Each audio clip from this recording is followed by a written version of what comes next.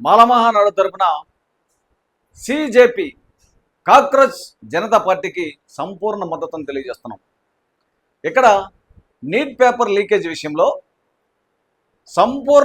ఇక్కడ పూర్తి బాధ్యత వహిస్తూ సెంట్రల్ ఎడ్యుకేషన్ మినిస్టర్ అయినటువంటి ధర్మేంద్ర ప్రభాత్ స్వచ్ఛందంగా రాజీనామా చేయాల్సినటువంటి బాధ్యత ఆయన మీద ఉంటుంది. అయితే ఈయన రాజీనామా చేయకపోతే కేంద్ర ప్రభుత్వం వెంటనే స్పందించి ప్రధానమంత్రి నరేంద్ర మోడీ ఈ నీట్ పేపర్ లీకేజ్ విషయంలో జరిగినటువంటి దాని మీదట ఈ సెంట్రల్ విద్యాశాఖ మంత్రిని వెంటనే మంత్రి పదవి నుంచి బర్తరఫ్ చేయాల్సినటువంటి బాధ్యత ప్రధానమంత్రి మీద ఉంటుంది. అలాగే గతంలో అనేక శాఖల్లో జరిగినటువంటి అవకతవకల విషయంలో మన కేంద్రంలో అనేక మంది మంత్రులు స్వచ్ఛందంగా బాధ్యత వహిస్తూ తన యొక్క మంత్రి పదవులకు రాజీనామా చేసినటువంటి దాఖలాలు చాలా ఉన్నాయి. అయితే ఈ కాక్రోచ్ జనతా పార్టీ ఎందుకు ఏర్పడిందంటే మన దేశంలో ఉన్నటువంటి అత్యున్నతమైన న్యాయస్థానమైనటువంటి supreme court CJI chief justice of India ఈయన గతంలో అనేక రకాలైనటువంటి వ్యాఖ్యలు విద్యార్థులను గురించి ఇక్కడ మాట్లాడటం జరిగింది. ఈ దేశంలో ఉన్నటువంటి విద్యార్థులు బొద్దింకలతో పోలుస్తూ రాజ్యాంగాన్ని తోలనాడుతూ ప్రజాస్వామ్యాన్ని అపహాస్యం చేస్తూ భావచర్చ ప్రకటనను తోలనాడే విధంగా విద్యార్థులను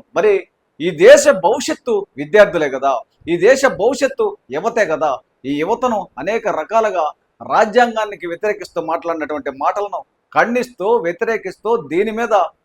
బొద్దింకల పార్టీని అభిజిత్ చెక్ అనేటటువంటి యువకుడు స్థాపించడం జరిగింది. అయితే ఇక్కడ ఈ అభిషేక్ చెక్ అధినేత అంటే కాక్రోచ్ జనతా పార్టీ నిన్న ఢిల్లీలో జంతర్ మంతర్ దగ్గర కేవలం ఈ యొక్క నీట్ పేపర్ లీకేజ్ విషయంలో ఇక్కడ ఉన్నటువంటి సెంట్రల్ ఎడ్యుకేషన్ మంత్రి వెంటనే రాజీనామా చేయాలని చెప్పి డిమాండ్ చేస్తూ అక్కడ జంతర్ మంతర్ దగ్గర